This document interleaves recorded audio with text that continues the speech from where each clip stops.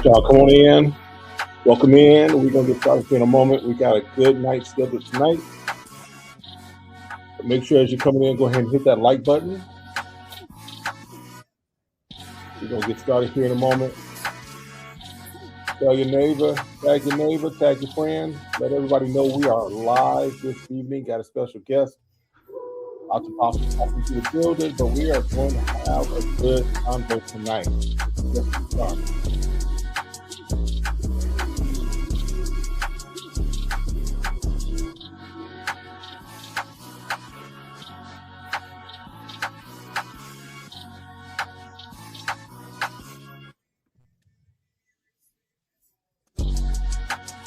All right, we're going to get started here.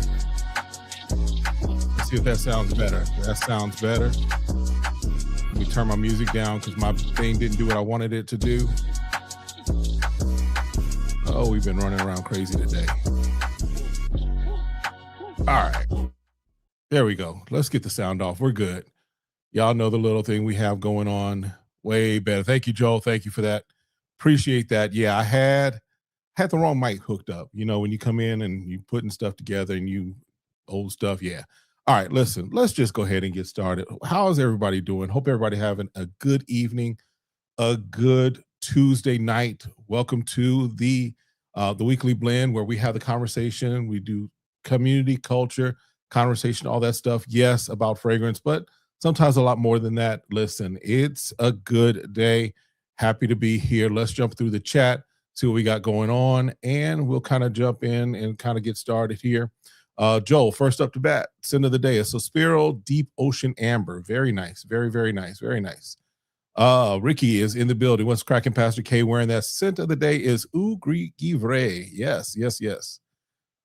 Otto, good to see you, my guy. Good to see you. Thanks for hopping in. Again, thank you, Joel, for pointing that out. Appreciate that. Want to make sure I can be heard and heard clearly. Yes, sir. Garland is wearing that Yeoman Lel Salar. Definitely a nice one. One of the ones that, if we're honest, it's not probably their most mass appeal one, but it's still a nice one. Definitely a nice commanding scent, as it were. Absolutely, absolutely. SVT Haynes, peace, Kev, piece of the chat. Scent of the day is Creed Green Irish Tweed. Good to see you, my guy. I think you got your package, which is good. Excellent, excellent. All right. See what else we got going on here. Everybody saying good evening, good evening. Garland saying he got to get back to work, but he will stay tuned. Excellent. That's good. Appreciate that. Andy Cart Mexican is wearing that scent of the day is Cedroc Boss. Classic. Definitely a classic. Definitely one of the ones that at the end of the day, yeah, it's one of those just easy reach standbys that I love. I love, love, love. Absolutely. All right. Got your package. Thank you. Excellent. Excellent. So if you don't know, while we're just kind of getting started here, if you don't know already, your boy has a store available now. You can definitely go to smellgoodzfragrances.com and you get your pick of some things. There's some decant samples there. We also got full bottles there. You can see there, for example, I know we've got the 9 p.m. night out. We got the tester, so you can save yourself some money there, as well as I just added like this Cosmorati to the back office there. So lots of different things there that you can get as far as full bottles, but of course also the samples, anything pretty much you've heard me talk about, anything that has been on the channel, you should be able to get get a decant 5 ml sample of. You can go ahead and purchase that. I'll get it out to you typically within the next business day. If there's something that's not on there yet, and I'm adding more and more to it. So if there's something that you are, you've heard me talk about and you want it to see if it's going to be available, go ahead and just go to the website, hit that contact us, ask the question, and I'll be able to tell you whether or not it's going to be there. And then that'll give me a clue to maybe go ahead and get it up there and get it going as well. So absolutely, absolutely. Yes, you can go ahead and do all of those things. So definitely appreciate that there as well. All right. So let's see what else we got going on here. Absolutely. Yes. Don't forget to hit that thumbs up, hit that like button. In fact, let me get over here and take a look at some things. Make sure I've got all of my things open that I need to see as well.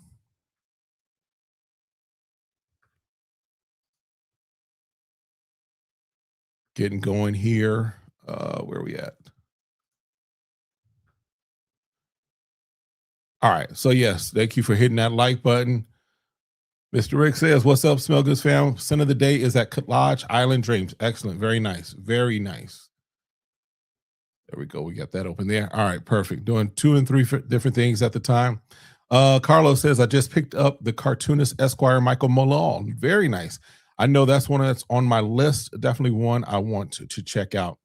Hendycart says, "What is the website?" So it is smellgoodsfragrances.com. I'm also, let me give you this right here. You can go ahead. There's a QR code that should show up on your screen right now. You can go ahead and just point your phone at that, and it'll take you directly there. But it is smellgoodsfragrances.com. All right. But yeah, that is now available. Been building that, been working on that. That is now there and good to go. The only thing, as I mentioned probably last week, the only thing I will not put up there, anything that I've gotten as far as like a PR package, I won't do that. Or if it just doesn't make sense, right? If it costs me whatever it costs me to do, like say a 30 ml or 50 ml, and just the cost is going to be like just for me to be able to do it and recoup money, what have you. There are some things that I just may not ever put up there. But pretty much a lot of the things that you see me talk about and discuss on my channel, you'll be able to see there as far as the decants and samples. And like I said, more to come, more to come, more to come. All right. Let's see what else we got going on here. I see Shay has entered the building. Everybody say hey to Shay. Good to see you, Shay. David Webster is wearing that. Scent of the day is Blue de Chanel Parfum. Yes, that is mine. I have the parfum. Definitely love that. Definitely appreciate that. No need for me for the L'Exclusif, although it's nice. Wasn't going to something I was going to grab, but definitely one good to go. Hold on just a second. Let me make sure our guests can get in.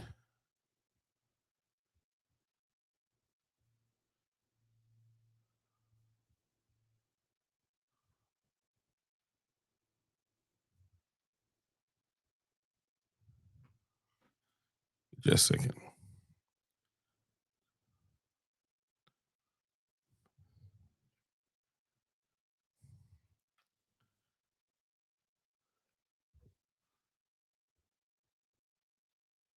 Okay, he's got it. Perfect. All right. Perfect.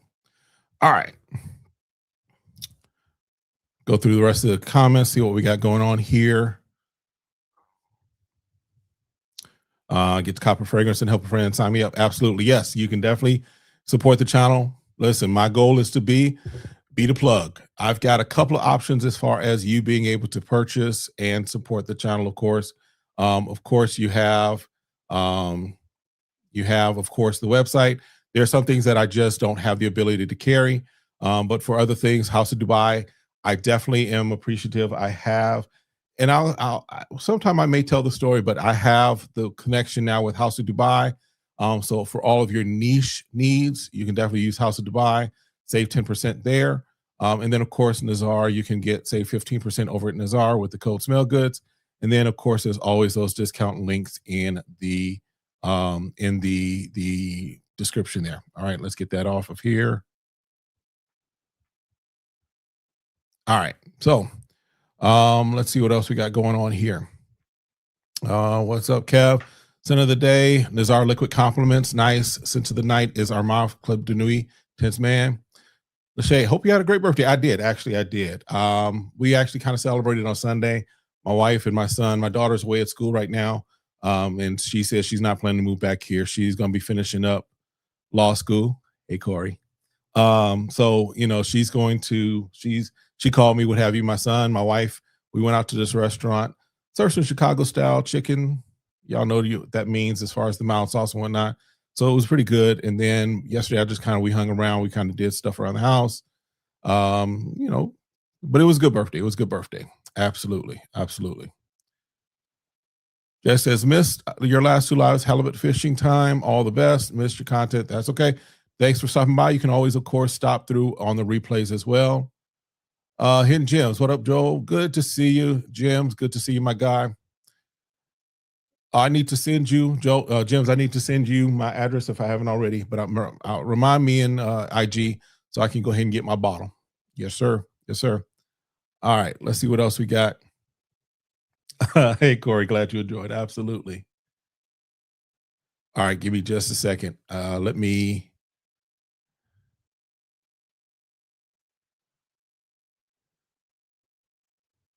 How do we want to do this? Give me just a second here, guys.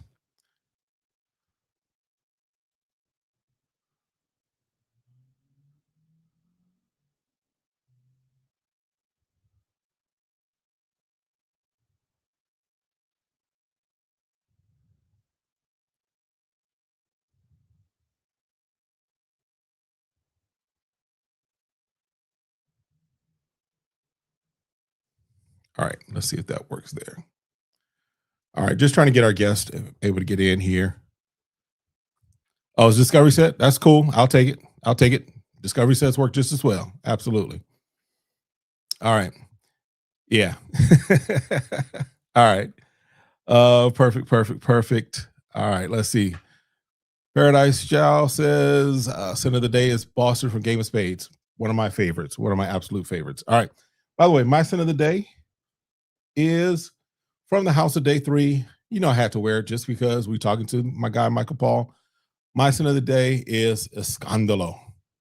Escandalo. Perfect for this time of year. Perfect. Especially when it's 9 degrees, it's just a nice, that guava, that linen feel to it. Definitely something I enjoy. And so that is the scent of the day today. All right, last one, and then we're going to just jump into our conversation tonight because I want to honor people's time. Scent Boss says, what's good, Kev? And chat, scent of the day is Sticky Fingers by Francesca Bianchi. Good, good, good, good. No, Walt, Corey wasn't here. However, I just mentioned the way Corey came up. My daughter's finishing law school. So yeah, she's finishing law school in a few weeks. So that'll be a good time for her, but it'll also be a good time for us, and may not be a good time for Corey, but that's all right. It's okay. It's good. All right. Let's go ahead. Enough of that. Let's just kind of jump in. Let me bring up my guest. Let's actually do our intro real quick, and then we will bring up our guest, and we will get started with our conversation this evening. All right. Let me clear some of this out. Just a second. I got a lot going on here. All right, let's go ahead. Let's do this. Yeah, pull up feeling like a whole millie. Smell good. They know the vibe is really silly. Got that fresh cologne, now she wanna get with me. Stepping out the whip, the whole city smelling me. Smell good, yeah, that's the luxury. Smell good, level up your energy. Smell good, now they remember me. Smell good, welcome to the family.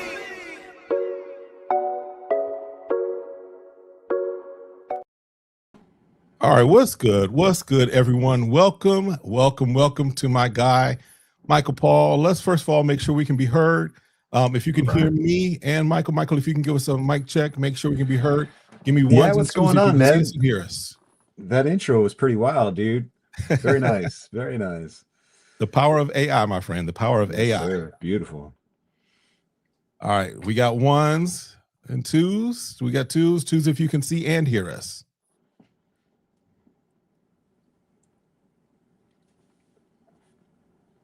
All right, they're coming through. All right, let's just jump into it. I think we're good. I can hear you. People are saying what's up. I see you 1 and 2. Perfect. All right, let's jump into it. Mike, how's your day been? Man, never better. Every day is a blessing, you know? Absolutely. Absolutely. How about yours? It was good. It was good. Busy, but today was a good day. Just a lot of things taking place that are doors opening, if I can put it that way, right? Right. Just some nice doors opening and some things that are starting to really seem like they turn around. So definitely good. Definitely good. Awesome. Very good. All right. So let's just kind of jump into it. I honor time around here, but I want to make sure. I think this is the first time I've had you on. Is it right? I think so. Yeah, I think this is my first time here. Yes. So not everybody in my audience is familiar with you, but we're just going to kind of jump through some questions. We're just going to talk, right? We're just going to have a good conversation, but let's just kind of start off with, for those that are discovering you and day 3 for the first time, or kind of first time hearing your voice, who is Michael Paul? Oh, let's see. I was a close-up magician for about 20 years. I traveled the world doing close-up magic. I had a show off Broadway. I had a show in LA at a place called the Magic Castle. Worked for a lot of celebrities. I did magic for people like Drake and Metallica and Rihanna. Uh, and then COVID happened, and then suddenly I was out of a job.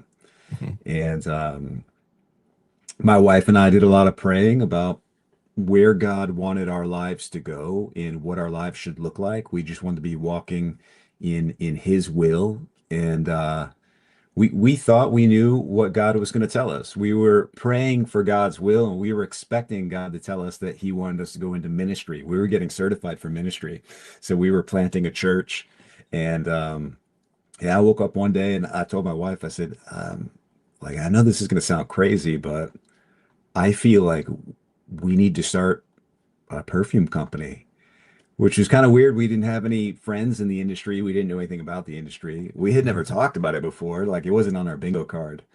And so she was like very supportive of me. She was like, "No, that sounds good, and I'm down." She says, "Why don't you keep praying for a little while longer just to make sure like you're not tripping?" And so we ended up deciding to go into the perfume business. We developed our first perfume. Mhm. We entered it into a perfume contest and won one of the biggest perfume awards in the world, the Art and Olfaction Award. And that was the moment I think we realized, like, you know what, this is where we should be, and we're doing what we should do. Mhm. And so here we are about 3.5 years later. We've got 7 international awards. We just Nice. recently won Best Up and Coming Niche House at Scent Explore. Yes, sir. And we just try to walk every day in obedience. So Mhm. everything that we do around here at day three is to the best of our ability. We're using the very best materials we possibly can. We're doing the best we can for our customers. We're trying to provide the best service because we want to Mhm. be of service to our customers. And we just feel that these materials that we work with here at day three are such a tremendous gift to us, that they're a gift from God, that we try to treat them with respect, and we try to put them together in a way that honors God, and so that's what we do here at day three. Excellent. Excellent. Yeah, because I see the lab back there behind you, my friend. I see Yeah, the different notes and the chords back there. I see that. Looks yeah, that's part of it. It keeps going that way for quite a bit. absolutely. So I mean, it's kind of crazy if you think about it, right? And it's crazy to those of us that are watching and hearing your story, but I know you've walked through the craziness of you've kind of were on this path, as it were, like you said, being certified to go into ministry, out in the where you are as far as even looking to plant a church, what have you. COVID happens, and that kind of shifts a lot of people's Yeah, plans and thoughts. But to go into something that feels initially right, feels initially like just like left field. I love the yeah, fact your wife was like, "Now pray." I hear you, but pray on that some more, right? yeah, And it's yeah, good to have. I can speak as someone who my wife is a person who also kind of just like she's like, I'm down for whatever. Just make sure you're hearing right, right? But to yeah. have that, how was that for you? Just even taking that initial step of because you're not, let's say classically trained or what have you, right? But taking Right. that step to kind of move into an area that feels a little foreign, as it were, right? Yeah. Talk to that. Yeah, Talk to us about it was difficult because at the time, you know, magic, the types of shows that I were doing, it very good for my resume, that. Hmm. but not huge paychecks, if you know what I mean. Yeah. Um, and so when COVID happened and we were just kind of like taken by surprise, I think, well, I mean, everyone was taken by surprise, but it left us in a place financially where we were struggling. And when you get into perfumery, anyone that gets into perfumery will tell you that financially it's very, very difficult. A lot of these bottles back here that you see behind me, even the small ones, can go for seven, eight, $900. I've got a bottle of jasmine back there. It's about this big, and it's $14,000. Woo. And it's very difficult to establish a base of materials. lab equipment, lab space, materials, and everything else that goes into the business. And so it was a struggle, and we didn't know how we were going to do it. But it's funny how it works out, because that is probably the main thing that put us in our place where we needed to rely on God and stay in Mhm. prayer. Yeah. And the whole process was a process of walking in obedience, because there was never a point where we figured, like, we're going to do this and we got it. We know what we're Mhm. doing. We Mhm. have the money for it. We're going to go kill it. That was never our attitude. Our attitude was always like, okay, we're going to stay obedient and just do the best we can. And God has just opened all the doors for us. Awesome. Awesome. I love that. To the chat, if you have questions, feel free to drop the question in the chat. Just preface it with question, and we'll make sure we get that to Michael as far as just as we're going through this and having this conversation. So, I mean, perfumery and fragrance, I'm assuming there's been something that you've been around, right? Just from our conversations, I know that you've already kind of been into that. What was the first fragrance that you can recall that just kind of just made you feel some kind of way? What was the one that just was like made it something big for you? Well, I mean, I started when I was really young. I think I was like maybe a sophomore in high school when I discovered Aspen. Do you know Aspen? Aspen That was was kind of mine. like, yeah, it's a play on that, like Green Irish Tweed and Hmm. Cool Water, like that whole like DNA. Hmm. And there was a mall that I would walk to, like before I had a car, I would walk to the mall, and there was a kiosk there where they sold perfumes at a kiosk. But I, I'm telling you, whoever ran this kiosk must have been doing a fantastic job, because the stuff that they would sell me, I wore Eternity by Calvin Klein, I wore Fahrenheit, I wore Prada L'Homme. Like Hmm. these at the time they were being released, at that time, and even now they're like bangers. They're just Hmm. classics. So Hmm. whoever was selling me these perfumes was doing a heck of a job. And so yeah, I was just into it early. And of course, as a magician, I was a close-up magician. And so I was always very, very close to my audience. I mean, face to face. And so Hmm. fragrance was important in the sense that you had to smell good, Yeah. because, you're right there with the people. Right. Yeah, definitely. I definitely, Aspen was the one for me that, I wore that mostly through high school. That was my fragrance too. Yeah. Aspen was definitely one of those. And then of course from there. So yeah, I feel you that. I feel you with that. Now, kind of getting into some other things, just as far as kind of who you, as far as Michael, because you are the nose, as it were, behind your brand, right? Mm. So, are you more inspired by memories, people, places, or emotions when it comes to your scents? Yeah, I mean, I think all of the above. I think all of those things spark something within me, and they can be inspirational. Hmm. The first fragrance I did for my mother-in-law, because she created this emotion for me. Like, being Hmm. around her felt good. There was a warmth in her home. And so when I thought about smells that I really liked, and that was the first thing, it's like, I'm going to make a fragrance. What Hmm. smells do I like? And the first thing that pops into my mind is like, well, my mom makes a tremendous cup of coffee. And when we go over to her house, it smells a certain way. Like the Hmm. atmosphere, the vibe is a certain way. And so I create for that. But then I look back on memories, and they're like core memories and things that I remember with smells that pop out. So I created Downtown Deja Vu, and it's based on a 90s mall. Hmm. But we all had well, I mean, if you're old enough, you had that experience where Right. you went with your friends to the mall, and there were just things. There's the Cinnabons, and there's the suede leather jackets, and there's buying a new t-shirt. It smells. And I remember that way, that time, and it's like a core memory for me. It felt good. The memory felt good. So I'm like, let's recreate that, some sort of nostalgia.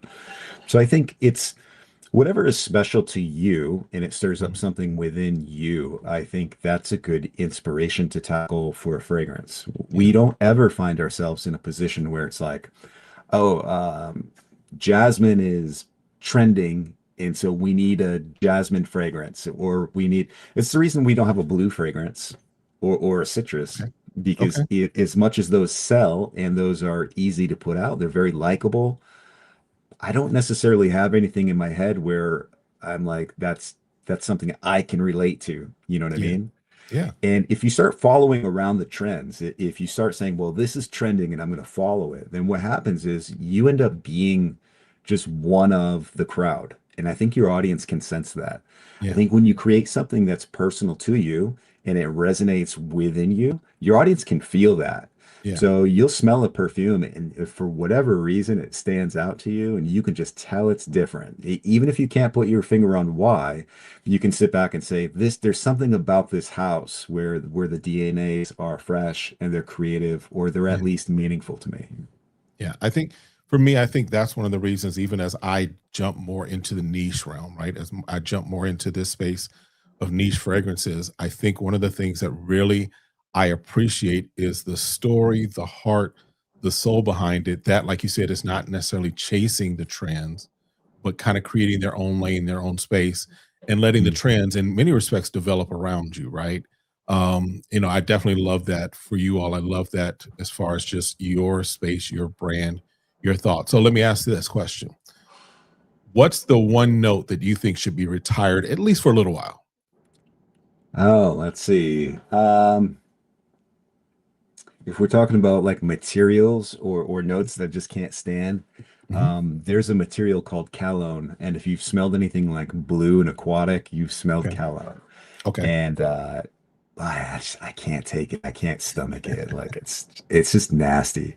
Mhm. Um, Even when we're other places smelling perfumes, like we are very professional. We are always like very complimentary. And if Okay. there's something that we don't like, we put it back and we just don't say anything, Mhm. except for if that fragrance has cologne, because I will just sniff it. Ah, this is disgusting. I can't handle this. And then my wife yells at me, Mike, you can't say that. I'm like, I know, but this is terrible. So yeah, cologne has to go. Actually, appreciate that, Jay Mills. Appreciate that. So yeah, I mean, because and so now, even just kind of a side note to that question is, what note do you think right now is probably used too much, other than cologne? Because I know you have like a personal, let's say, affinity to, or non-affinity, I guess, towards it. But what's one note that you think has been just been used way too much right now, that has been too trendy? It's just been, and maybe it needs to have a little break for a while. I'm gonna go ahead and say coffee. Okay. And just coffee because I think that tends to be the one note where if you go online and you search coffee fragrances and you look at some of the fragrance community talk that Hmm. happens around these fragrances, everyone will go online and they'll argue about which one smells the most like coffee. And that's weird to me because you don't do that with any other note. Like if you have a rose fragrance, you don't go online and say, yeah, but this rose smells more like rose than Hmm. that other Hmm. fragrance. It's almost like people are wanting and expecting just the coffee note. Like they just want to put coffee like CO2 or coffee absolute in a bottle and just spray it all over themselves. Like they're not really looking for like a fragrance. They just want just coffee. Yeah. So that's always been weird to me. Just because I can't think of another material where that happens. And so people listen to their audiences, they listen to the public. And so what you get is that you get a lot of coffee fragrances that come out that Mhm. are like kind of one note. They're kind of just like, wow, it smells like Starbucks. Like it just smells like coffee. And Yeah. that's it. So I'm gonna go ahead and say coffee. Okay. Okay. Okay. Good deal. Let's kind of shift and talk more about the brand Day Three, right? So I know the story, but why don't you tell my audience kind of why the name Day Three? Oh, sure. When we created the company, I think I had mentioned it. It just took us by surprise. We were not Mhm. expecting to go in this direction. And when I was praying about where God wanted our lives to go, it was over a couple of months. Like that answer didn't come quickly. Mhm. But what did come quickly, like instantly, like during the same moment, is I was praying, and sometimes I'll pray and I'll get like a little casual, like as I'm praying, and I'm just Mhm. sort of like joking around or whatever. And I basically told God, I said, I'm willing to do this and I'm going to be obedient, but I don't know what I'm doing. You're going to have to open all the doors for me because I don't have the slightest idea. I mean, you may as well tell me that I'm supposed to start new car company or something. Like, I have no Mhm. idea. I said, I don't even know what you want me to call it. And it was instant. It was like the thought had no longer left my head. And I just got this in my heart, just dropped like the scripture in Genesis where God is creating everything.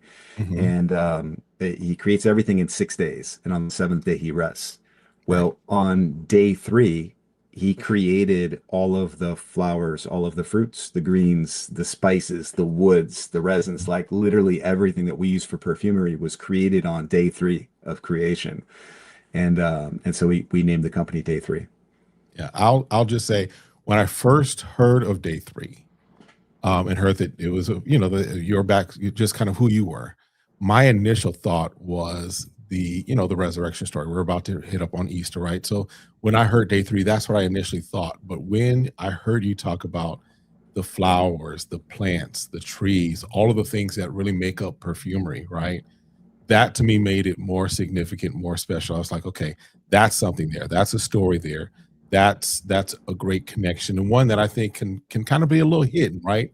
It's kind of under the radar when you think about it, but now that you say it, it makes sense. I'm like, that's fire, as it were, right? So Thank definitely. you. And it's really a reflection of who we are as a company too, Mhm. because if you stop for a moment, it sometimes it's difficult. Sometimes I think we just take some of these things for granted that are real blessings in our lives and real gifts in our lives. Yeah. And if you stop for a moment to think of what it's like to take a rose and smell a rose, like some of these things that you just, if you just smell them, it sends a shiver down your spine because they're Mhm. so breathtakingly beautiful. I Yeah. mean, beautiful. Yeah. And they're all gifts, you know. And so by calling the company Day Three, we really want to honor like these gifts that God gave us, like these blessings that we didn't deserve them, but God's like, here you go. And Yeah. yeah, we're just trying to honor that. Awesome. So you kind of touched on it a little, but kind of what when someone experiences a day three fragrance, what is it that you're kind of wanting them to feel? What's the experience that you really want for them when they're experiencing a day three fragrance? Well, there's a couple things. There's something that's more surface level, which is we want people to be able to wear the fragrance. Mhm. So we try to stay creative and do new things, but at the same time, we understand that if a customer is buying a bottle of Day Three fragrance, you're spending your hard-earned money. Mhm. And for us, we don't want the type of sale where somebody purchases a bottle because there was hype or good reviews or because they felt pressured or they're collectors, and we want them to like take that bottle and wear it and love it and get the compliments and live in that fragrance and feel good every day. Like that's something that fragrance can really do for you is it can boost your confidence, it can Mhm. make you feel amazing, and that's what we want for our customers. So we try to create fragrances that are very wearable. Yeah. And then deeper than that, uh, we try to create fragrances that tell a story such that you can relate to it. Mhm. So, for example, when we did La Tacita de Cafe, we had an opportunity to go out to California where there was a table set out of all the finalists for the Art and Olfaction Award, and we got to watch people come by and smell all of the fragrances. And we were sort of incognito. We were in the back, like not, we're just watching people's reactions. Yeah.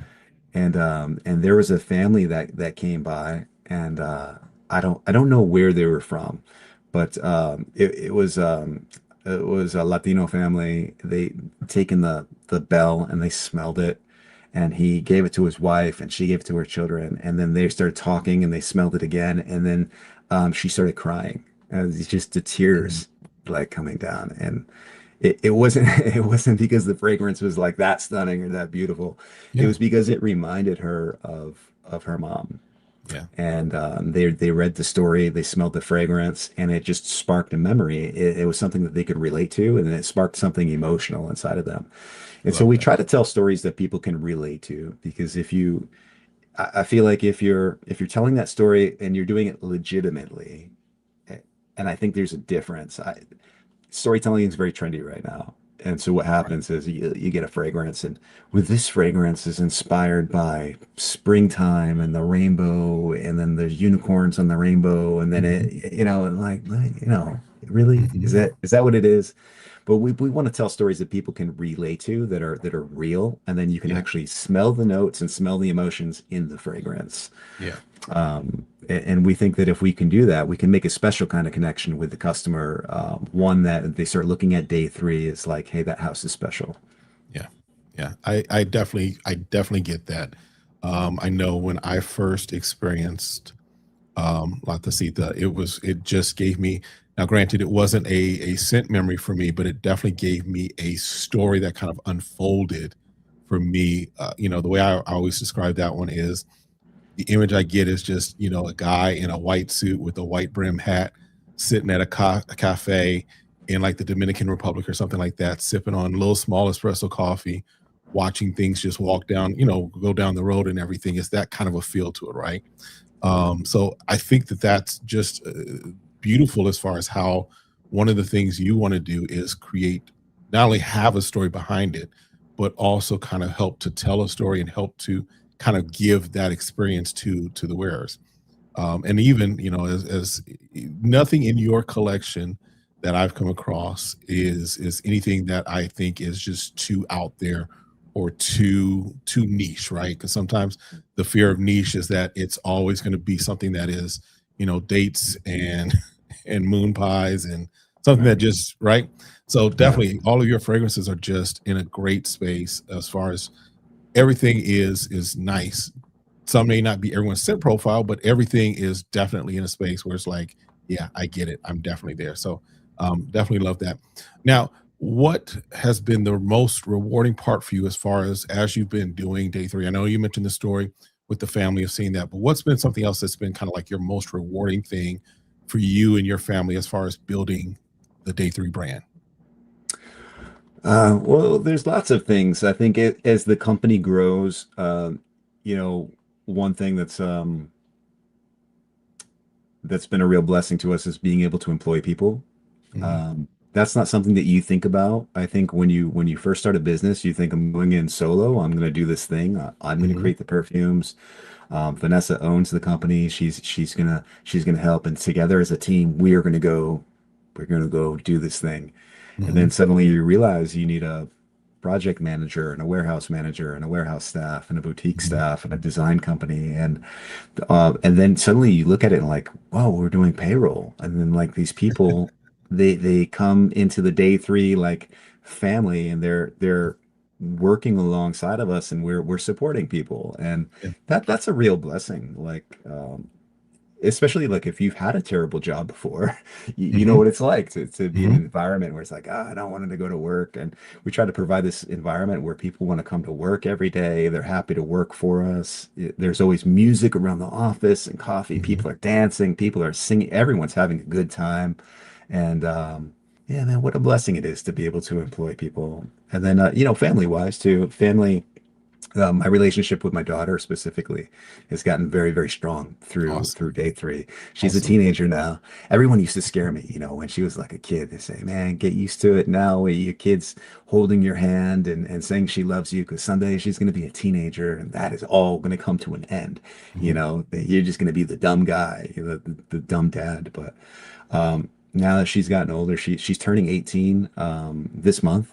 And man, the kid is like my shadow. Like she Yes. loves hanging out in the lab. She works for us. She works in the warehouse now. She's going to be transitioning to the boutique, and yeah, so we get to spend a lot of time together.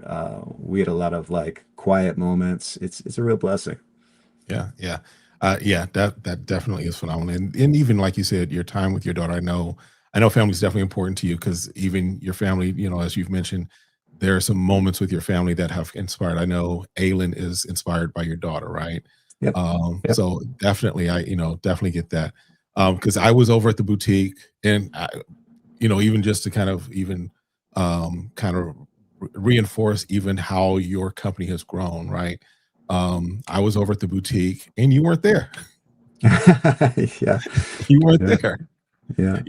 And your sister-in-law, right? She is the one. Sister. Yeah, Yeah, she's my your sister. sister. Okay. Yeah. And so she was the one who was like, "Hey," and she recognized me, of course, and we talked a little bit. But that's just for you. I think that that's a great thing that your company has grown, and I believe it's going to grow even more just because you're doing all the right things, and I believe God is truly behind it. Definitely appreciate Thank that. you. But now on the flip side, what's the hardest thing or the hardest part that people will never see about your brand, about building your brand, about growing this? What's been the hardest thing? Well, there's a couple things. For me as an artist, there's this attitude of well, there's a pressure, right? Hmm. We've been very fortunate to have some very nice things said about our fragrances, and Hmm.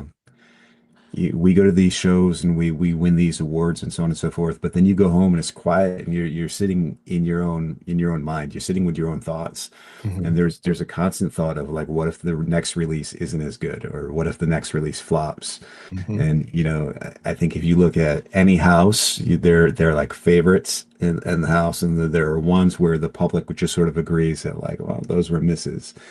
And so you stay away. Sometimes it'll be 2, 3 o'clock in the morning, and you're just awake with your thoughts in a notebook, and you're just like, what if this is the one that doesn't hit? Hmm. Um, so there's a pressure there, and there's that. And then on the technical side, like if you just talk about the things that people don't see, it's like it's very fun putting together a perfume accord, but it's not fun trying to deal with getting a hold of the city for a regulation, and then there's going to be an inspector that comes by, and then you Hmm. have to deal with paperwork and the numbers. And I'm very, very, very thankful that like Vanessa takes care of that, and Yeah. Tina takes care of that. Like I tell people that Vanessa owns the company. People think that I own the company because I do all the talking. Like here I Hmm. am on a live with you, like just talking my head off. But like, any of my retailers would tell you that we could just be like shooting the breeze or whatever. As soon as they ask me a question about like business, about hard stuff, I'm like, hold Hmm. on, let me get Vanessa. Like, let me ask my wife. So whenever we travel anywhere, she's not she's introverted like I am, but I can Hmm. turn on the entertainer in me, whereas she just prefers to just stay in the background. And so I think that people don't realize how hard she works, and people don't see that. So Yeah. she takes care of all of that really difficult stuff that nobody ever really sees. Yeah. Shout out to Vanessa. She does a phenomenal job. Absolutely. Yeah, shout out to Vanessa Absolutely. for sure. Now, this may be a Vanessa question, but there's a question of is day three coming to Canada one day? Can't buy any fragrances from you, unavailable to ship where he lives, but he would have brought so many from you to support if he could. So, Yeah, hopefully, Canada hates shipping. So that's what it boils down to is Canada hates us shipping perfume. mhm. But we're working on it. I think some people are tired of hearing us say that, because I've been saying we're working on it for a long time, but I promise you that we are working on it every day. So hopefully sooner rather than later. Okay. Okay. So, yeah, Joe, just keep an eye out, evidently. So, just hopefully we can get that resolved for you. Absolutely.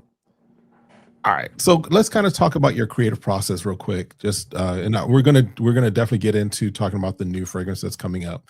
But when you create, kind of, do you start with how do you kind of start? Is it with the concept, mood? Do you start with the story? Kind of what starts it for you? Start with the concept first, or the inspiration first, and then everything builds from there.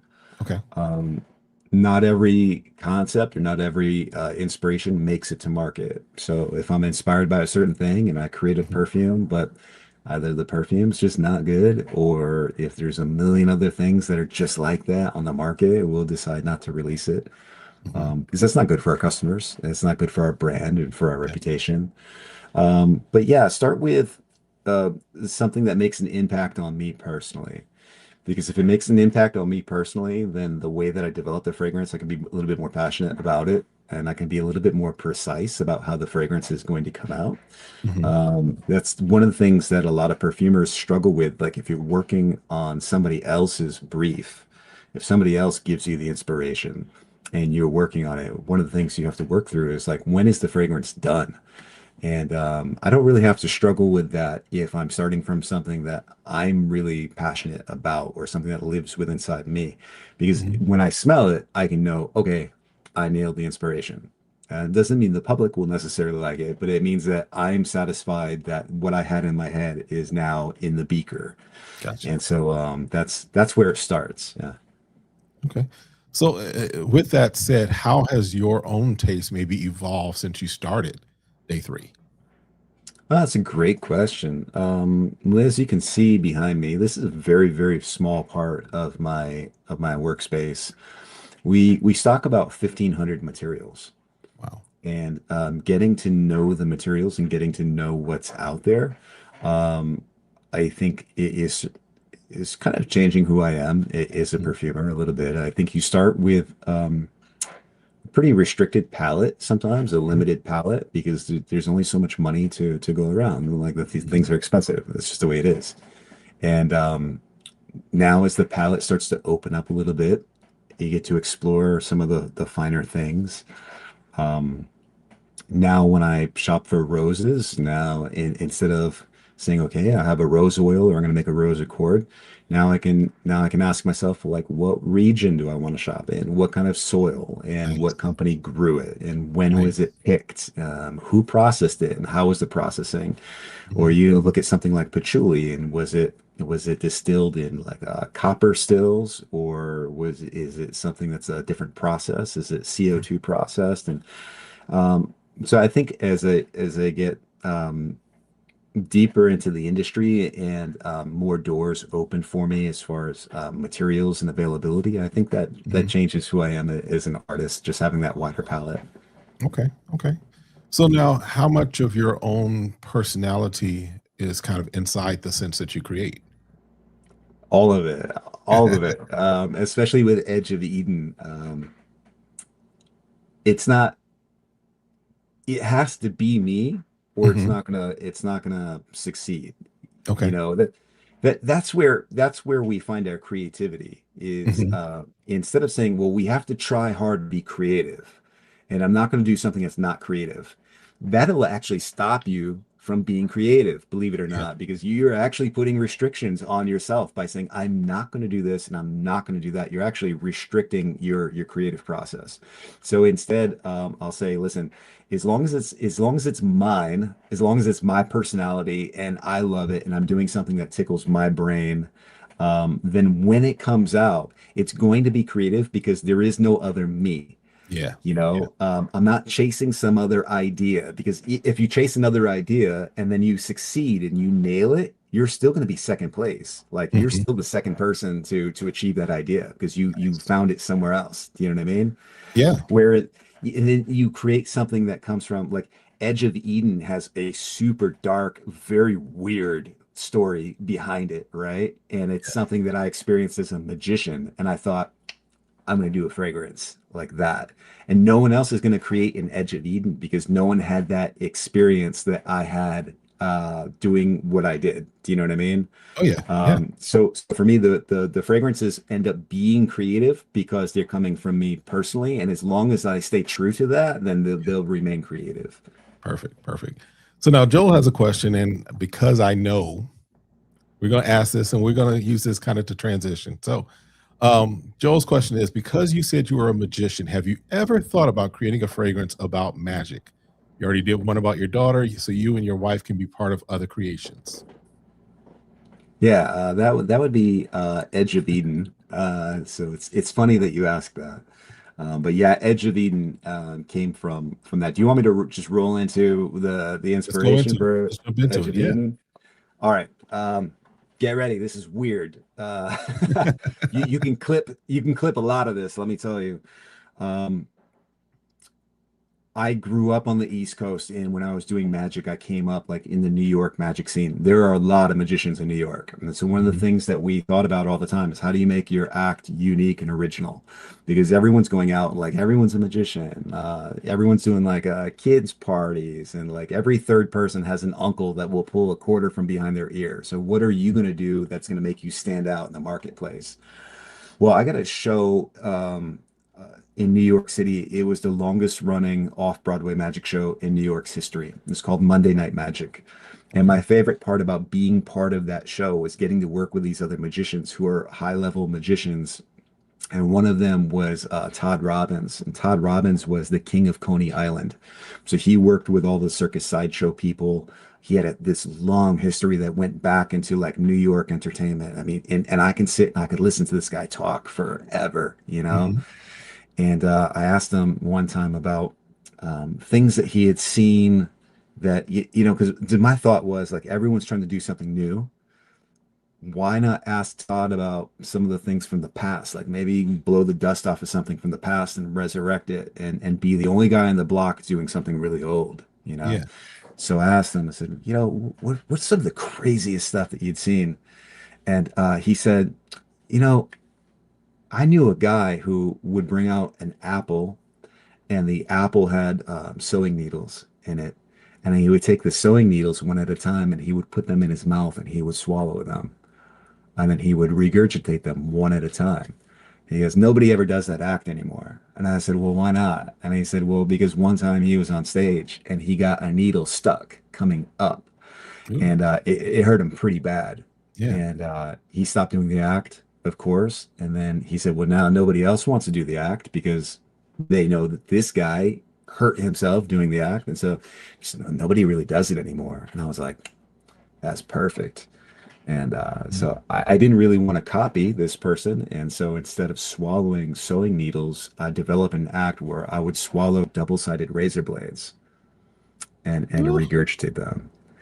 And it ended up being a big part of my act, and everyone would talk about it because here's this guy on stage swallowing razor blades. And it was pretty dark because I realized right away people would see that, go, well, they're fake razor blades. So I started inviting spectators on the stage with me, and I would have them take the razor blade and I would have them verify the audience that they were real, and then I have them put the razor blade in my mouth. And I've actually seen people faint and pass out in the audience because there's somebody like on stage shaking and feeding me a double-sided razor blade, and they're like, oh my God, this guy's gonna die, you know. And so I spent like the better part of 20 years doing this, and it was multiple times per night, multiple nights per week for 20 years. Wow. I was having a conversation with John Panzer from Refinery Fragrances. Great shop. If you ever get a chance, stop in. And John said, man, you have to do something that is like a fragrance that's dedicated to like your magic career, inspired by your magic career. And I was just joking. It was just, the comment just left my mouth and I didn't think twice about it. And I was like, I don't think I can come up with anything that smells like apples and razor blades. And then I went home and I thought about it and I was like, you know what? I bet I could actually. And so I developed Edge of Eden, and Edge of Eden has a super aggressive razor blade accord, and the razor blade accord smells and feels like what it tastes like to have a razor blade in your mouth. Yeah. And so it's that super sharp metallic. Occasionally you'll get bit by a blade, and so there's a little touch of like the blood taste to it. Yeah. And then I blended it with a crisp like gala apple, because that was the apple that I used to hold the razor blades. I even included peppermint in the top note because being a close-up magician, always having a peppermint in my mouth. And you know, some people don't realize that your taste buds, a lot of your olfactive receptors are at the back of your throat. Yes. And so that's why when you taste things, you're also smelling them. And as you smell them, you're also tasting them. And so not every smell has to come like through your nose. And so I actually did the smell of what razor blades taste like. And that became Edge of Eden. Yeah. I mean, I had the opportunity. Now, I didn't get a chance to smell the finalized version. I got your sister said that it was the next to last version. So I got the version 0.9 or whatever you want to call it, right? I didn't get the full on. And even that version that I smelled, I could literally, you could smell the razor blade. You could smell the metal out of there. The apple is not an overpowering apple. It's a nice, like you said, crisp apple the peppermint. I don't remember if I really picked up the peppermint, but I did know that there was like that freshness of it. So definitely, I mean, the first of all, the story behind it is crazy, right? The story behind it, because I think my wife is like, "Whoa," because that's her in the chat there. But the story behind it is crazy. But um, with this, kind of, what do you think people are not prepared for with this fragrance? With the fragrance, the DNA is just really different. Mhm. The metal accord is balanced with a really heady bouquet of like spring florals.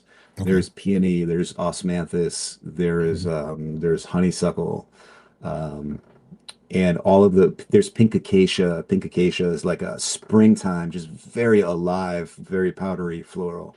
Yeah. And what's really cool is that I wanted to do something about the razor blades, and being that the razor blades were stuck in an apple, I thought, okay, well, the apple is like the Eden part, and then the razor blades, that's the edge, so edge of Mhm. Eden, right? Mhm. Mhm. But then when I had the name, I was developing the fragrance, and now that I've got this name, Edge of Eden, I thought it would be fun to balance the metal accord because it's very industrial. It's Mhm. very cold, metallic, industrial. Mhm. And because I'm calling this the edge of Eden, wouldn't it be cool if I balanced it as though you were standing on the edge of a garden? And so, like, you have 50% of like the florals, the flowers are coming through. It's very Yeah. bright, it's very alive, it's very powdery, it's very spring. And then the other 50% of the fragrance is this like really cold, metallic, industrial, hardcore fragrance. And then they sort of meet as though you're standing at the edge of a garden. And so that's what I think people are probably not prepared for. You will get the occasional pick because it is easy to wear and it is very, Mhm. very clean. So Mhm. I'm just going to get the occasional review that's like, it's easy to wear. Well, you know, it's clean, Right. but I think once you understand the inspiration, if you know the notes and you can pick them out, I think it becomes like mind blowing because if you think metal and you smell the fragrance, you'll get metal. And if you Yes. think florals, you'll get the florals. And it's this combination that's it's pretty cool. Yeah, I mean, like I said, it was definitely even the version that I smelled, I was like, okay, this is gonna be nice. This is gonna be nice. It definitely is. It's not going to be a cookie cutter fragrance, right? It's not one of those fragrances that is like, okay, yeah, we kind of expected this, right? It is definitely one of those that has, like you said, some edge to it, to borrow, use that pun as it were. Has a Mhm. little sharpness to it, has a little difference to it that definitely is appreciative. So what are your expectations for this fragrance? Well, I don't know. Don't know, don't care. Honestly, because I'm so happy with the way that it came out. Good. When I smell it, I legitimately remember what it's like having razor blades in my mouth. Hmm. And so whether it's a huge hit or whether it flops or whether people love it or hate it, like I'm happy. I'm super happy with it. Gotcha. Because it's mine. It's my baby. So there may be a fragrance that comes that I'm super happy with and nobody else likes. And that's Hmm. okay with me as an artist. Like that's fine. Yeah, I think that's for me. I think just putting myself kind of into your shoes, right? Um, there, because even when we talk about what we do as far as content creation, right? There comes a point where it's like you just do what you do, and people either love it, they'll hate it, but you've got to stay true to who you are. Yeah. And one of the Yeah. things I appreciate about you, appreciate your brand, is that you're true to who you are. Because I love, like, one of the things that I think when I first heard from you about what was it, Midnight Whisper, and how as much as people love it, as much as people are clamoring for it, it's one of those fragrances that you'll never re-release as something else, just Mhm. because you can't make the same thing the way it was before. Right. Whereas we know other brands would take, especially when we're talking designer, they'll just simply reformulate it, call it the same thing, Yeah. and you're like, no, this isn't it. So, that's definitely something that I think for you, and what I appreciate is that you stay true to yourself, and you're like, listen, I'm not going to follow the trend. I'm not going to, chase the applause of people. I do what I do, and it gets applause because you're getting applause, you're getting the recognition, you're getting those things. but it's not because you're chasing after them. You're just staying true to yourself. So absolutely love that. Absolutely love that. Yeah. We Thank got you. a question here. Blaine asked, industrial and floral, is this one more masculine or feminine or right down the middle? It's right down the middle. And I can tell you, every fragrance that I consider right down the middle, it's so funny. Like this happened with Midnight Raspberry. Mhm. Midnight Raspberry, I considered right down the middle. And then a lot of women that bought it were like, no, this is way too masculine. I can't wear this, it's too masculine. And a lot of men that bought it were like, I can't wear this, it's way too feminine. I can't wear it. So I think that's what it means to have a fragrance like truly right down the middle. And Mhm. so I think it's right down the middle. Yeah.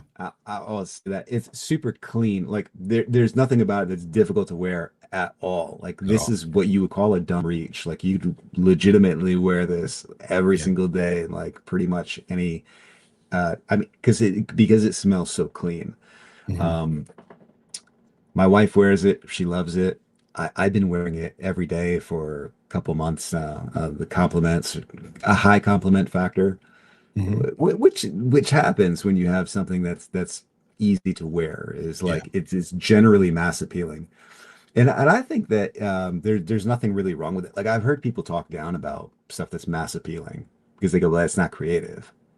But I don't think that creativity and mass appeal are mutually exclusive. I think that True. you can have something True. that's really wearable and mass appealing, and it can be creative at the same time. Um, you hear some people say, "Well, like, I want something that's really challenging." Like we had somebody at Scent Explorer. I shouldn't talk about customers, but I'm going to.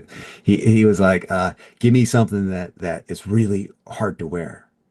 I'm like, I don't know what to tell. So I passed them off to my sister. I told Tina, I was like, uh, can you find something for him?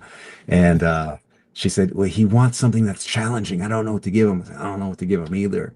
And he hated our company.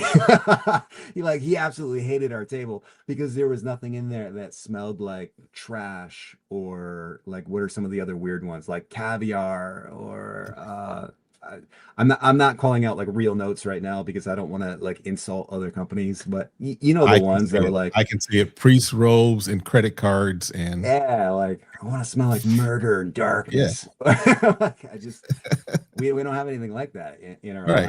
line. But everything is like super creative. I just don't think that you have to stink to be creative. Absolutely. Yeah, I think a lot of times, and you're right, there is a distinction. You don't have to sacrifice creativity for mass appeal. I know for me, whenever I'm talking about mass appeal and I use it maybe sometimes negatively, it's those what I call cookie cutter fragrances, right? Where it's like you could just throw it there and there are 15 other brands that smell pretty much the same thing. They just twisted a note, what Yeah. have you, right? But there's a mass appeal. There's definitely a desire to have mass appeal fragrances that just aren't cookie cutter, right? Right. They smell great. Everyone can get into them. Everybody can kind of rock with them, but they don't smell like every other fragrance that's on that same shelf from other brands. That's kind of for me how I approach it. Yeah, I mean, you could think about Baccarat Rouge, and Baccarat Rouge was about as mass appealing as you because they sold like 8 gajillion bottles. I mean, Hmm. like a tremendous selling perfume. If I go downtown Scottsdale, like every third person is wearing Baccarat Rouge, so it's And if you mass go, appealing. But at the time that it came out, there was nothing like it on the market. absolutely. Like, of course, now it's copied everywhere. Like, Mhm. but at that time, there was just nothing else like it, and he came out with something super creative and everybody loved it. And Yes. that's just proof right there that they're not. I saw one perfume. I will call out a perfume. I saw one perfume, and I was like, I didn't quite get it, and I was like, what are the Mhm. notes of this? And the woman said, this is supposed to smell like a horse, like if you're a horse owner, and this is like what a horse, like if you're in the barn, and this is like what a horse would smell like. I was like, can you imagine? Like, I could never buy this for my wife, Right. because if anyone was like, "Who is that? That smells like a horse." Like, is there a horse around here? But like, no, sir, that's Right. my wife. Like, I can't do that. I couldn't wear it. You know what I mean? Like, I don't know. Like, it's very creative, yes, but mass appealing, maybe not so much. Right. Right. Yeah. And the fact is that everybody in Atlanta smells like Baccarat 540. Let's just be Yeah, honest. Yeah, That's like everybody. that's like the It's city everybody. fragrance. It's everybody. So let's talk about a little more about the release of Edge of Eden, because I know it's on pre-sale right now, right? Mhm. And you've got, I think you had pre-sale limited to how many bottles? 300 bottles, I believe. Okay. Yeah. Okay. So they can definitely go on day three. And again, I appreciate also that you encourage folks, don't have to necessarily blind buy, don't necessarily have to buy, ahead of time, unless you are a day three fan, you're a day three collector, and you know you want it. Right. When do the discovery sets or the samples of the new one come available as well? April 16th. So Okay. at exactly the same time the fragrance launches, we'll have samples available. We'll have 10 mil glass available. Okay. And whenever somebody emails me and they ask about what I think, how wearable is it, or what are Mhm. the notes, I tell people right away, like, hey, listen, wait for a sample. Wait for a Yeah. sample. Like we do the pre-sale discount, and what that is to make sure that we don't run out of bottles for our customers who are like collectors. They're day three fanatics, and they Mhm. want every bottle. And so for them, what we'll do is we'll say, listen, if you pre-order it, it gives us an idea of how much demand there's going to be for the fragrance, and we'll Nice. give you a discount, and then you just have to wait for shipping. So we see those pre-orders come in. It helps us to plan out our business a little bit better. And then they save a few bucks. You save 25 bucks. Mhm. But for everybody else, we say, listen, sample it, because we don't want you to, we genuinely, like, even when we make the sale, we want you to be able to use it and love it. Like Yeah. we don't want to make the sale and then you get it and you go, Mhm. I didn't like it. I wasn't feeling it. It wasn't for me, you know? Yeah. You can Um, see that's a real dent that's forming in Escondalo, because I yeah. love to wear it. Yes. We just want to make sure that, like, listen, try it on your skin and love it, and Mhm. then if you love it, and then purchase it. But if you Mhm. don't love it, like, we save your money, like, go grab something else, you know? And for those that aren't familiar, I know, I think, was it Lachey? Someone in the chat earlier was asking some questions, but one of the things I also appreciate, aside from the customer service that you all provide, aside from the fact that whenever I get a bottle from you, there's like a handwritten note in there of thanks Mhm. from someone on the team, right? Yeah. But the fact that to encourage the sampling, to encourage us not to necessarily blind buy, those that may not necessarily want everything from day three. You offer your discovery set, but then your discovery set, you also say whatever you paid for the discovery set, you're basically going to get a coupon towards your full bottle of your choice. Yeah. Yeah, we do that because we do want to encourage people to try everything in the line. Hmm. Um, there are going to be fragrances that you're excited to try and then you're just not going to like. And Yeah. then you just saved yourself money from not having to blind buy that fragrance. But then also through the set, you'll go through and you'll probably discover things that jump out at you that you didn't think that you would like. Hmm. Philosophia is a good example of a tobacco fragrance that, like, most of our customers for that fragrance are women. And most of that happens through the discovery set process, because they'll try the tobacco on skin and then they'll say, well, I wasn't shopping for tobacco fragrance. I thought that would be for men. Hmm. And then they end up buying a bottle. But yeah, we offer that discount so that whatever you paid for the set, you're going to get that back when you buy a bottle. And we don't charge shipping on the sets either. The Yeah. shipping is free. So Yeah. literally every penny that you spend sampling a day three fragrance, you're going to get back when you purchase a bottle. That's why Nice. our reviews are so good. Like, I've had people Mhm. from other companies ask, like, dude, how are you racking up 5-star reviews like everywhere? And it's kind of a cheat code, right? Because I'm Mhm. saying, well, we're making sure that people love the bottle before they buy it. So it's Yeah. it's kind of a cheat. Like, we're not selling people stuff that they're gonna hate and then you're gonna go give us a bad review. It's like, Right. no, let me make sure you're gonna be happy first, and then I'll sell you a bottle. I love that. Yeah. Good question. Bernard has a question here. What was your vision for Midnight Raspberry? So that was the most Oh, recent release. yeah, that was super personal, actually. My grandmother has Alzheimer's, and just visiting her recently, she's at that stage now where she doesn't remember me. And growing up, like, I was her favorite. Mhm. Like, um, And so we had a really cool, like very close relationship. And one of the core memories, I mean, I remember going with my sister over to her house, and she would always serve black raspberry ice cream and chocolate sauce, like black raspberry sundaes. That's what you'd get whenever you went to Meme's house. Mhm. And so I thought, it would be really cool to do a fragrance that was playful, like black raspberry chocolate. That'd be fun. But the idea floated around in the back of my head, and I never really executed on it. It wasn't something that I had as like a top priority. And I was shopping for ouds, and I came across an agarwood that was just so smooth. It was ridiculous. When you're shopping for ouds, you can buy the same oud from the same company, from the same place, and from batch to batch, there's a Mhm. difference. Like there's a variation. And so I got my hands on this particular batch, and it was so good. I just bought all that I could afford. I was like, give me all of that particular agarwood, like from that batch. Mhm. And it was so smooth and so rich that it Yeah. almost had like a chocolate feel to it. And I said, Mhm. this is going to be the base for my raspberry chocolate fragrance. And we're going to make it an oud. And so I called it Midnight Raspberry. Midnight it was a shout out to Midnight Whisper, because one of the things that made Midnight Whisper so good was the musk accord that I Yeah. used in Midnight Whisper.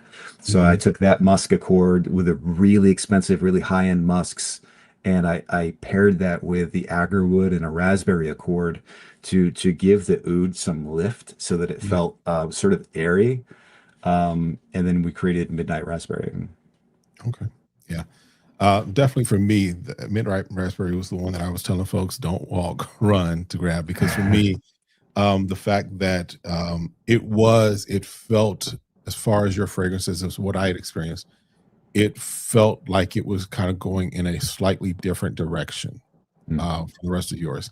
Not that it was a left field direction, but it was like, okay, this is one that kind of can set Mike apart, in my opinion, just as far as kind of it does something a little different than the rest of the fragrances. Not that the other fragrances are cookie cutter or anything of that nature, but there was definitely, for me at least, with Midnight Raspberry, it was like, oh, okay, Mike's on his game. Mike knows what he's Mhm. doing. He's doing something a little different. I appreciated it. Yeah. So yes. Midnight Raspberry surprised and upset a couple of people too, because Midnight Raspberry came out at a higher price point for our company than the rest Mhm. of the line. And it's just the way it is when you're using like a high-end limited oud, and then it's not like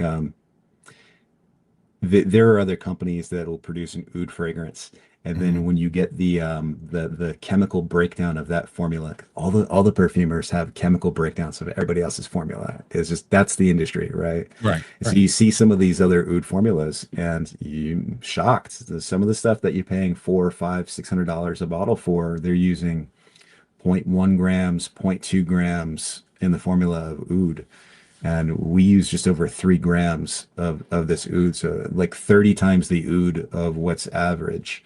And Mhm. so when you're spraying Midnight Raspberry, you're getting agarwood, like, Yeah. and that richness is coming from that natural oud. And we didn't use a lot of synthetics in that formula, and so that's what kept the price a little bit higher, Mhm. but still less than half of what you'd pay anywhere else for the same, for an oud formula. Yeah. Here's a fun fact too. Midnight Raspberry is probably going to be limited edition. Mhm. We don't advertise that, but at some point the oud that I bought is going to run out, and we won't Yeah. remake it after that, because it Midnight Raspberry works because of that batch of oud. So when Mhm. that batch of oud is gone, we'll just discontinue it, and that'll be a wrap. Yeah. Yeah. Yes, I remember. I think we had that conversation, just as far as offline, as far as, yeah, this is, once it's gone, it's gone. So Yeah. definitely.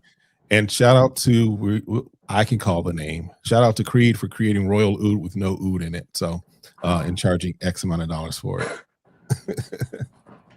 I can say that. All You right. can you can say that. I can say that because I ain't got no dog in the fight, right? I think there's Um, some. I think there's some so in there. so with this release, what's ahead? I know you're focused on this release right now, and we're, literally what, 16 days away from it being released. So of course your mind's there, but I also know you're a thinker, you think ahead as well. So, and you're a visionary. So what's ahead for day 3? What I'm sure you're already kind of at least thinking about what the next one's going to be and what that might look like, but what's ahead directionally and vision for day 3? We have a couple more collaborations coming, artist collaborations. I don't know. I don't know that I should say who they are yet, but they're big names within like the Christian music space. One of them I can tell you for sure. We're gonna do a flanker or a follow up for Desert Rain. Okay. Colton was so excited about the process and so happy with the way Desert Rain came out. And he has this vision. He's a frag head. And so there are certain things that he wanted to do as an artist personally. And so he has this vision for Desert Fire, which is going to be a very aggressive, woody, spicy, just nuclear, powerful fragrance. And he has a list of ingredients that he wants to use that it's going to be amazing. And he's coming through to Arizona to do some more work with us, and we're excited to work with him. He's such a fun collaboration. He's such a cool dude, and there's no doubt in my mind Desert Fire is going to be as good or better than Desert Rain. First of all, I mean, just the thought of that being the flanker, the name alone is just like, okay, I get that. But then when we're talking a nice, spicy, woody, I'm already like, okay, Mike, just let me know when I can come by the boutique and put nose on it, because Yeah, well, that's nice.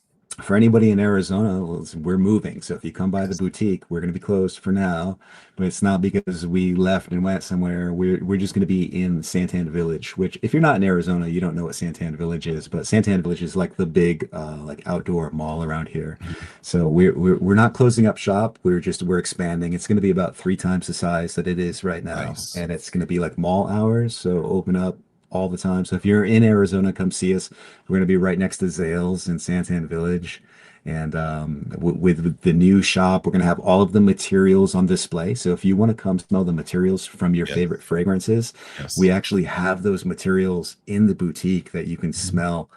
So you smell the fragrance and then smell each individual note. It's a really cool experience. Yeah, absolutely. And are you doing, now this is just for personal, are you doing like a grand opening? Are you doing kind of anything special for that?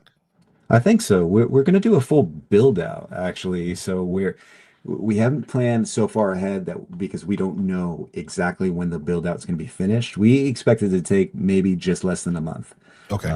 So we'll be hiding for like maybe 30 days or so, and then we'll pop up. And trust me, we're going to make sure the whole world knows that we're opening up. But yeah, we'll have to throw some sort of special event. You're definitely invited to come by. And you know what? Maybe the next live you do, maybe we do it live in the boutique, or you can come by and say hello. We'll do something really cool. We're already We'll do thinking something that, special. Absolutely, absolutely.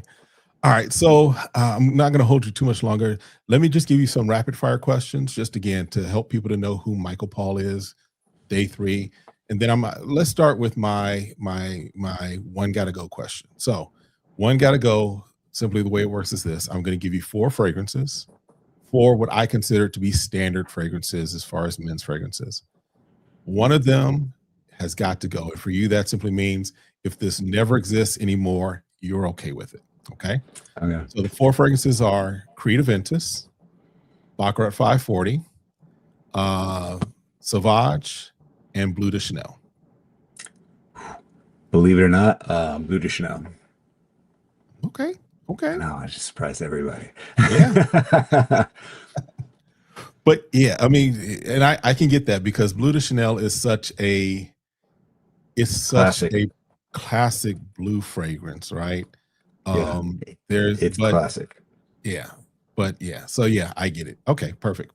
All right, so a couple of quick hit questions to ask, just to kind of see your thoughts on some different things. Let me get to it. All right, so and these are you don't have to think about them. You don't have to put too much thought into it. Just first thing that comes to mind. Okay. Okay. All right, fresh or sweet?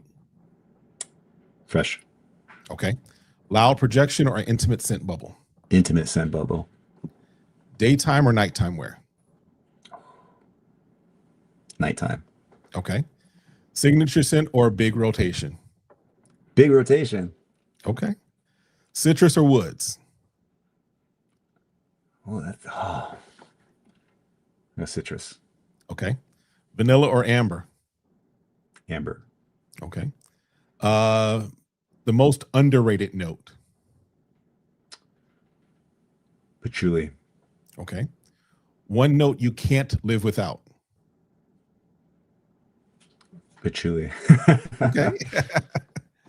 The first thing you notice in a fragrance, the opening, the heart, or the dry down? Oh, the heart for me. Okay. If you could only wear one fragrance family for a year, what would it be? Chypre.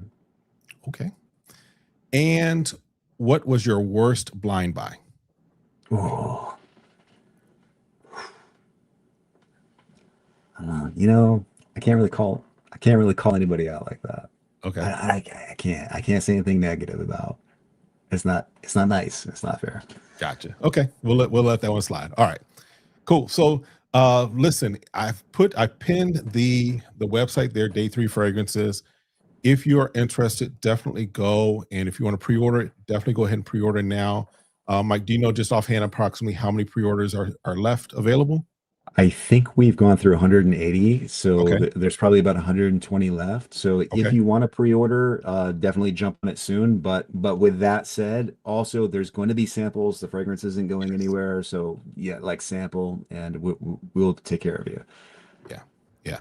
And again, just to again, that's if you want to, because one of the great things is that when the samples are available, and I know that pretty much once you launch it, am I correct that that's going to be included in the discovery set anyway? Correct. Yeah. So if you're on the fence and you're trying to figure out which Day 3 fragrance to buy, the hint might be, and you're never have experienced Day 3 before, just wait until the 16th when the new discovery sets become available in the new samples.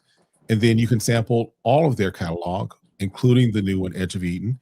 And then, of course, you get that coupon that will be emailed to you that you can go ahead and use that towards the full bottle of whatever you want, whether it's Edge of Eden or Bonnie or Escandalo or Midnight Raspberry, whatever it may be, you can use that towards it. So definitely. Now, there is one thing that's in here. Blaine, he's definitely a Day 3 fan. He's wanting you to bring back the square bottles. I like the squares. You know what, Blaine? It's not a bad idea. Maybe we'll do like eventually when we get really big, maybe we'll do like you know how teams do like throwback jerseys? Maybe we'll do like throwback bottles. That'd be pretty cool. Yeah, because I know in the tribe, some people still are trying to get some of those off of each other. Yes, they're cool. I really like the square bottles, but yeah, they were nice. Listen, I hate to do this to you, but I have to run. Like I've got to go. But man, this was a blast. We should definitely do this again. Like, listen, Absolutely. Just know that I'm down to come back. So Absolutely. Say the word, and I'll be back. All right. Absolutely. Listen, All right. I appreciate you. I know you got to go, so I'll let you go. But listen, Mike, I definitely appreciate you. You know, I definitely love everything you all do at Day 3.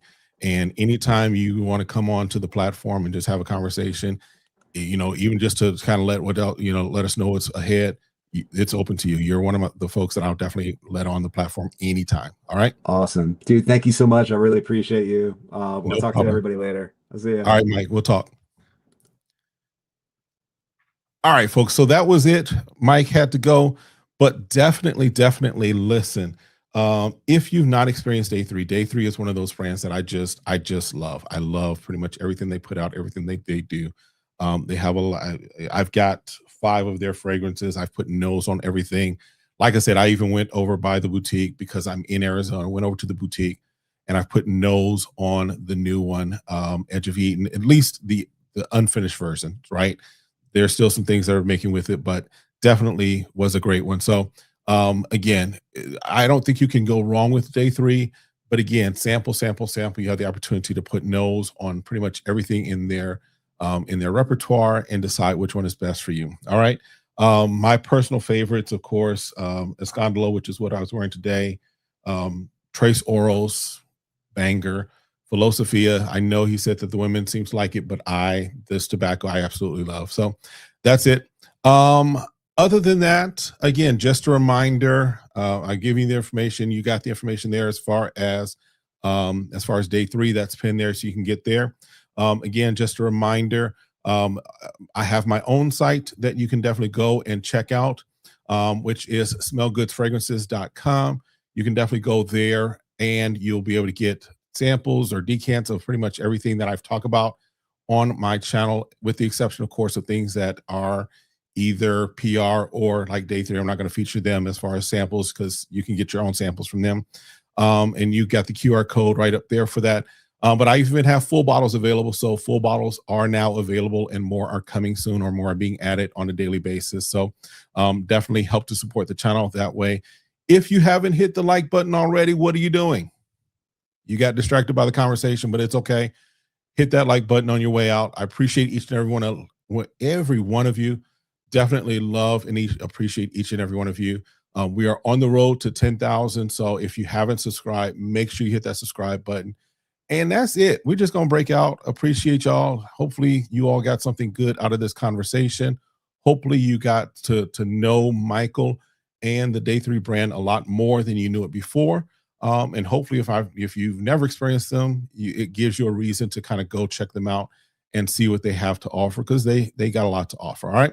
That's it. Appreciate y'all. Y'all have a good one. We're going to break out of here as soon as I can figure out where my thing is to put y'all up there as far as breaking out. All right. Y'all have a good one. Be easy, y'all.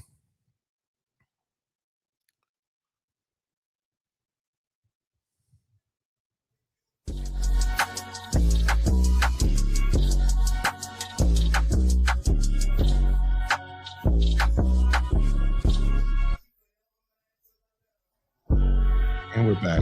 Didn't mean to come back.